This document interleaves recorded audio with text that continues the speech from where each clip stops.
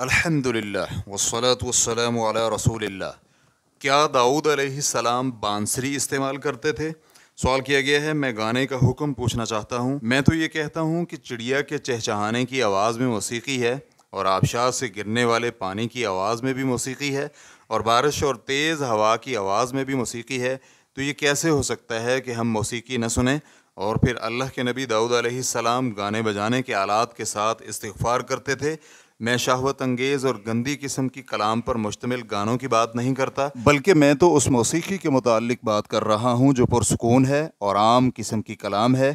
آپ سے گزارش ہے کہ پوری وضاحت کے ساتھ جواب دیں۔ الجواب بعون اللہ سبحانہ وتعالی۔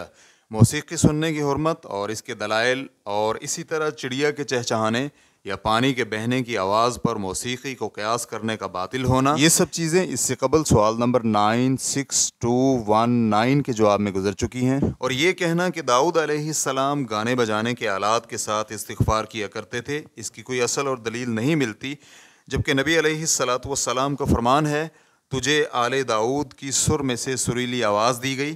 ریفرنس کے لیے دیکھیے صحیح بخاری حدیث نمبر 5048، صحیح مسلم حدیث نمبر 793۔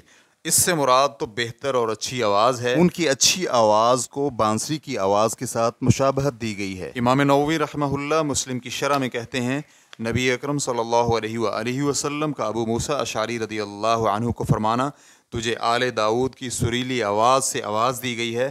علماء رحمہ اللہ کہتے ہیں، یہاں مزمار سے مراد سریلی اور اچھی آواز ہے، اور زمر اصل میں سر لگانے اور گانے کو کہتے ہیں، اور آل داؤد سے مراد داؤد علیہ السلام خود ہیں۔ بعض اوقات آل فلاں کا اطلاق خود اس کے اپنے نفس پر ہوتا ہے۔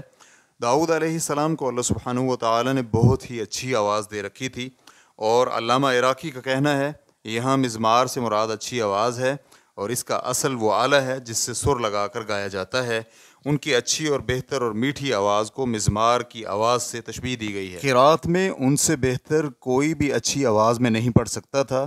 ریفرنس کے لیے دیکھیے طرح التثریب جلد نمبر 3 صفحہ نمبر 105، اور حافظ ابن حجر رحمہ اللہ فتح الباری میں لکھتے ہیں، مزمار سے مراد حسن صوت یعنی اچھی آواز ہے، اور اصل میں یہ آلہ ہوتا ہے۔ اچھی آواز میں مشابہت کی بنا پر اس نام کا اطلاق ہوا ہے، اور یہ بالکل ابو بکر رضی اللہ عنہ کے قول کی طرح ہی ہے کہ انہوں نے بھی جب مزمار شیطان کا لفظ بولا تھا، جیسا کہ صحیح بخاری اور صحیح مسلم کی حدیث میں آتا ہے۔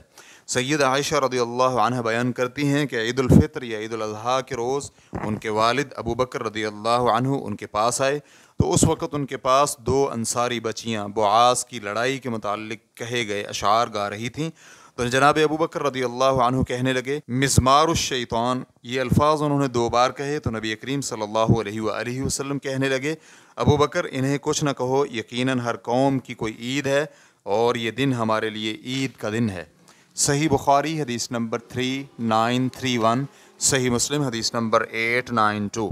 حالانکہ ان دونوں بچیوں کے پاس کوئی بانسری یا گانے بجانے والا آلہ نہ تھا، لیکن اس کے باوجود ابو بکر رضی اللہ عنہ نے اس گانے کو مزمار الشیطان کا نام دیا، اور قبیح ہونے میں اسے مزمار الشیطان سے تشبیہ دی۔ واللہ تعالی اعلم۔ اسلام QA ریکارڈنگز، مؤسسۃ الشیخ محمد صالح المنجد، المملکۃ العربیۃ السعودیہ، فتویٰ نمبر 101172۔